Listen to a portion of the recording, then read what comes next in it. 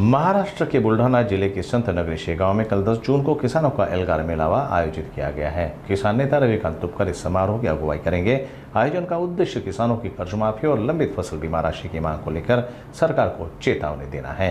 एल्गार मेलावे का आयोजन क्रांतिकारी किसान संगठन की ओर से किया गया है, जो सोमवार 10 जून को सुबह 11 बजे शेगांव के अग्रसेन चौक स्थित माहेश्वरी भवन में होगा। इस कार्यक्रम की शुरुआत रविकांत तुपकर के संत गजानन महाराज के दर्शन से होगी। इसके बाद किसानों के न्याय हक के लिए एल्गार की घोषणा की जाएगी।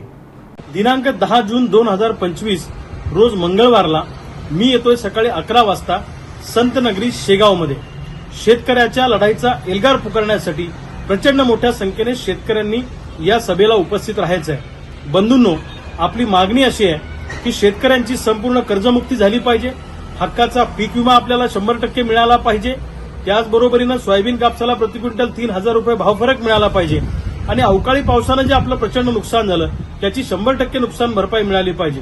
जंगली जनावरांचा जो आपल्याला त्रास होतो त्याच्यासाठी शेतीला मजबूत असं कंपाऊंड करून सरकारने आपल्याला दिलं पाहिजे।